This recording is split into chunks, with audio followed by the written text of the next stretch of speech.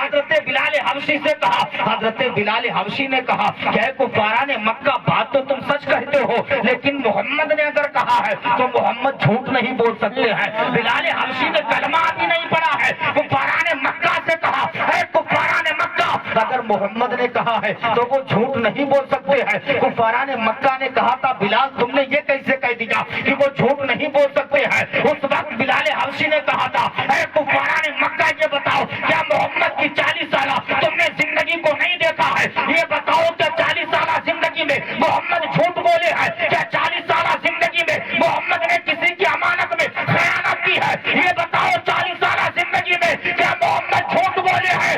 اس وقت کفاران مکہ نے کہا تھا بلال تم سچ کہتے ہو، 40 سالہ زندگی میں محمد جھوٹ نہیں بولے ہیں، 40 سالہ زندگی میں محمد نے کسی کی امانت میں خیانت نہیں کی ہے۔ تب بلال حبشی نے کہا تھا اے کفاران مکہ سنو، جو 40 سالہ زندگی میں جھوٹ نہ بولا ہو، جو 40 سالہ زندگی میں کسی کی امانت میں خیانت نہ کیا ہو، اگر وہ 40 سال کے بعد نبوت کا اعلان کر رہا ہے تو ہمیں مان لینا چاہیے کہ وہ 40 سال کے بعد بھی جھوٹ نہیں بول سکتا۔ نعرہ تکبیر، اللہ اکبر، نعرہ رسالت، نعرہ رسالت، اہل سنت زندہ باد، علامہ محیط اللہ خان صاحب قبلہ، زندہ باد، نعرہ تکبیر، اللہ اکبر، نعرہ رسالت، یا رسول اللہ، ماشاءاللہ ماشاءاللہ۔ غیر بھی کہتے تھے کہ محمد جھوٹ نہیں بول سکتے، بیگانے بھی کہتے تھے محمد جھوٹ نہیں بولتے، لیکن آج ہم اپنا گریبان جھانک کے دیکھیں، ہمارا بھائی کہتا ہے کہ میرا بھائی ہم سے جھوٹ بول گیا، باپ کہتا بیٹے نے ہم سے جھوٹ بولا، بیٹا کہتا کہ باپ نے ہم سے جھوٹ بولا، ماں کہتی بیٹی نے جھوٹ بولا، بیٹی کہتی ماں نے ہم سے جھوٹ بولا، لیکن پیغمبر اسلام کا کردار ہی ایسا تھا، بیگانے بھی کہتے تھے کہ محمد کبھی جھوٹ نہیں بولتے ہیں۔ آخر کبھی تم نے اپنے سینے پہ ہاتھ رکھ کے سوچا اسلام ہم تک اتنی آسانی میں کیسے پہنچ گیا ہے؟ کیا تم نے سوچا ہے کبھی تصور میں تم سوچئے کہ وہ صحابہ پیغمبر جنہوں نے تلواریں چلائی ہے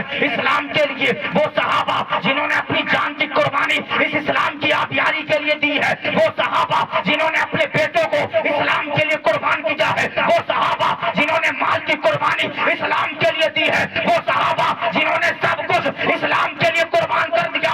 آج جہاں سینے پر ہاتھ رکھ کے دیکھیے اسلام کتنی آسانی سے ہم تک پہنچ گیا، یہ وہی اسلام ہے جس اسلام کے لیے امام حسین نے اپنے نوجوان علی اکبر کو قربان کر دیا، یہ وہ اسلام ہے جس کے لیے حضرت امام حسین نے حضرت قاسم کو قربان کر دیا، عباس لمبردار کے بازو کٹوا دیے، یہ وہ اسلام ہے جس اسلام کی خاطر خود امام حسین نے اپنی جان کی قربانی دے دی ہے۔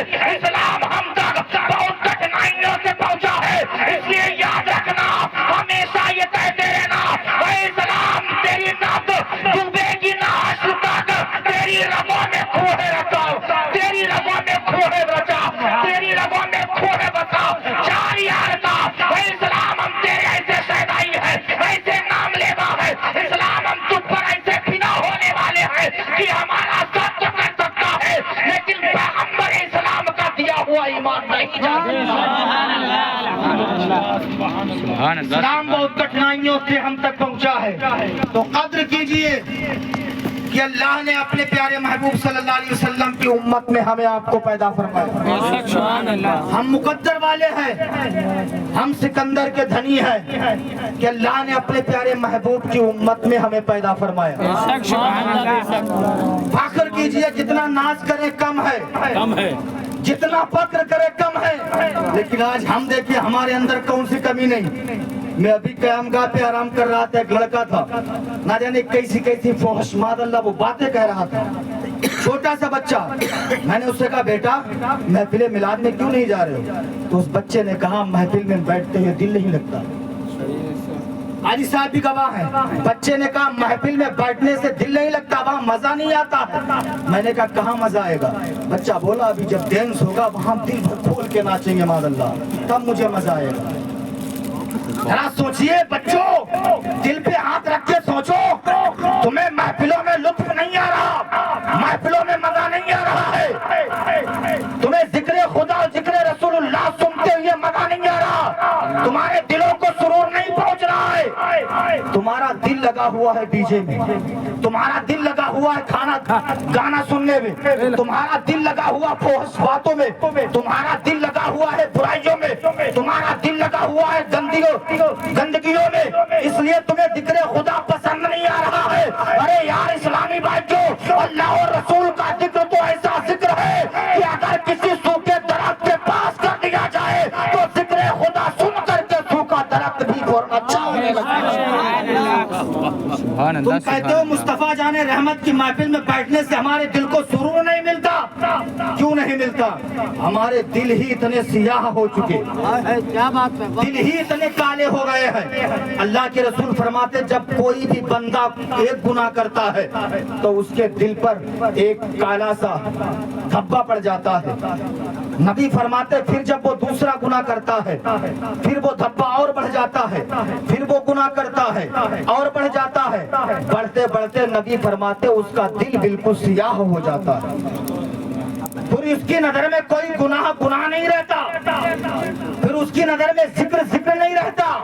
उसके सामने कितना भी आप समझाएं लेकिन उसकी समझ में नहीं आएगा। लेकिन हाथ जोड़ के कहता मेरे भाइयों मेरी बातों को बुरा मत मानिए, गलतियां होती हैं वालिदैन की, माँ बाप की गलतियां होती है। अगर बाप अपनी औलाद की तरबियत उनकी परवरिश शरीयत के मुताबिक करे तो इंशाअल्लाह उन माँ बाप की औलाद कभी बुराइयों की तरफ नहीं जाएगी। हक है। अगर माँ बाप औलाद की परवरिश तरबियत शरीयत के मुताबिक करे, पालना तो बहुत आसान है, अपने बच्चों को पालना तो बहुत आसान है, लेकिन तरबियत और परवरिश करना बहुत मुश्किल काम है।